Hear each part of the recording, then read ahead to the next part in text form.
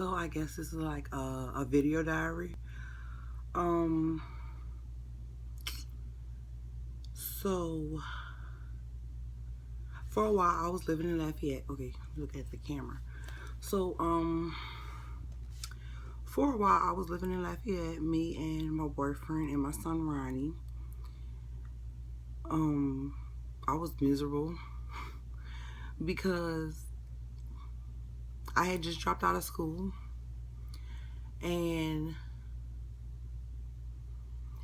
it just didn't seem like my life was meant to be sitting in the house. Like all I was doing was sitting in the house.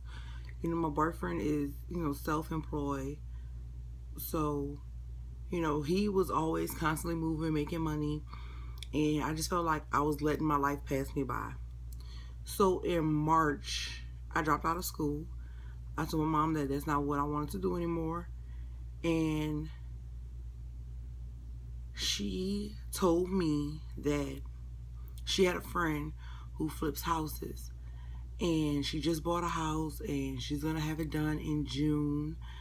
And that's going to be where we're going to move at. So since June, I've been waiting on a house, and it is like the 13th of December or the 14th. It's Tuesday. But for the whole year of 2016, I just feel like I've been in transition. I just feel like I haven't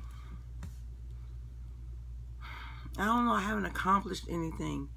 And it kind of bothers, I got stuck in my tongue ring. It kind of bothers me when I see people say that 2016 was their best year and they got everything they wanted and they did everything they wanted to do, and I just feel like I missed out. I kind of feel like I was always in waiting because once June came around, the house wasn't ready, and then it was going to be ready in July, and then it wasn't ready in July, and then August, September, October, and in October, or was it September? In September, we turned in our 30-day notice to our apartment in Lafayette, not knowing if the house was going to be ready or not. And it's just been like a whole bunch of promises, promise, that it's going to be done, it's going to be done, it's going to be done. And we turned in our 30-day notice. And luckily, in September, when we turned in our 30-day notice, we had 30 more days because the rental apartment was like, it's a 60-day notice before you can move out. So they gave us an extra month. So September passed, October was coming to an end, and it's like, okay, well, we're leaving on the 30th, and we don't have nowhere to stay. My grandmother is very traditional, and basically Cornell can't stay here. So we're not married, so my grandma feels like he can't stay here. So basically what's been going on is I got a job at Macy's, and I just been going to work, and Cornell's been having him during the day at his house, and I have been basically taking care of him at night and in the morning before I go to work. But it's just so hard. It gets stressful because it's really hard when you go from your own space to somebody else's space. You see what I'm saying? And I used to always complain about how Cornell wasn't helping clean up, and I feel like I was doing everything on my own. But then it's like when you're actually on your own, you realize that it's like, wow, everything's different. And I really miss Cornell. I really do. I miss him. Like, it's just different without him. And it kind of hurts me because I don't want to start crying. Oh my God. But it hurts because you get so used to something, especially when you find somebody that you really truly love, and you feel like, days without him is getting hard, especially when we're a family, but we can't be a family. You know, it's kind of like I miss those nights when we'll put Ronnie to sleep and then, you know, we'll watch movies and, you know, do other things. And it's not like that anymore. It's just like, okay, I wake up in the morning, like today, I go to work for 11:45. Right now it's like 9. So in those 2 hours, I have to wake up, feed Ronnie, get dressed. You know, Cornell has his own situation at his house, so he'll be asleep until 11. And then it's like, okay, well, we have 45 minutes together before I go to work. And it's just hard. Like, it's just, I don't like it. And I understand where my mother is coming from, because it kind of feels to her like, you know, basically like it's her fault. Because if it wasn't for her, you know, knowing this lady and telling her, like, or telling me, okay, well, have faith in her and she's going to be done, she's going to get it done. And it's no kind of fault to the lady, because the first contractor that she had stole her money. The second contractor, the first contractor skipped out on her. The second contractor stole her money. So now she's on her third contractor, which is one of her friends.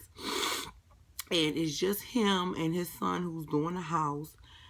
And the second guy stole $10,000 from her. So I understand where it's like, okay, well, if she had those $10,000, then, you know, maybe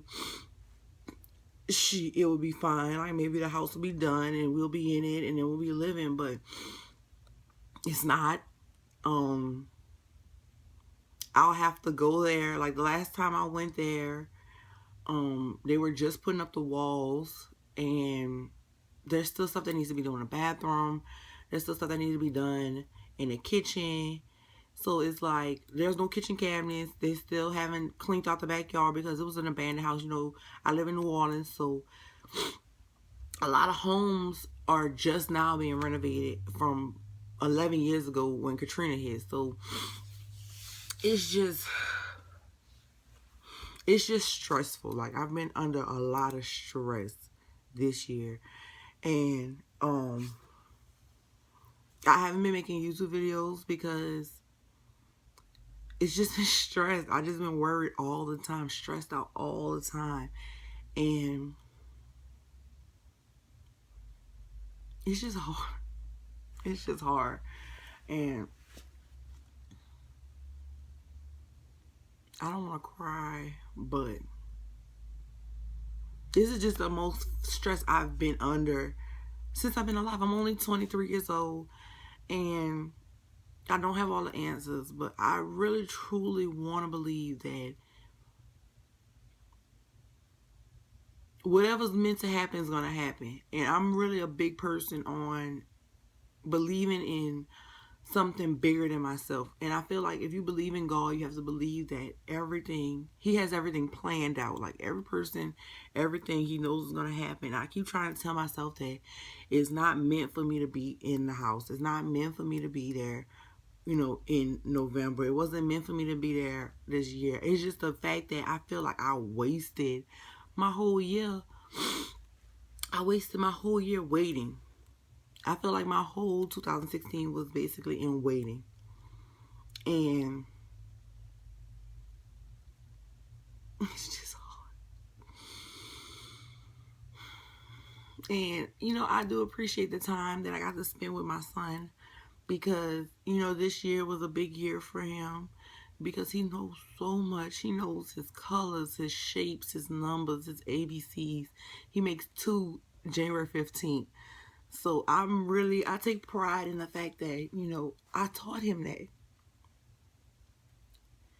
And the fact that, you know, if I did have a job in Lafayette, then, you know, I wouldn't have that time with him, and he wouldn't be as smart as he is, you know, right now, because he wasn't in school. But it's just hard because I feel like I wasted a year. Like, I'll never be 22 again. I'll never be 22 again. I'll never get that year back. I'll never get this year back. So I'm making this video Not meaning to cry, but I'm making this video as like a diary. And I was about to put on makeup and beat my face, you know, but I was like, this is real life, and I wanna take that to my YouTube channel. I really want it to be real. I want it to be something that reflects my real life, and that I can look on and be like, you know, dang, girl, you was cute at 23. Girl, you was cute at 22.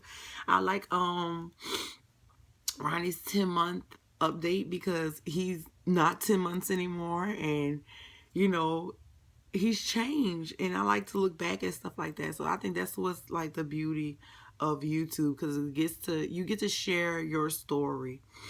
And my story that I want is to show that sometimes stuff don't happen when you want it to, but when it does happen, it'll be great. So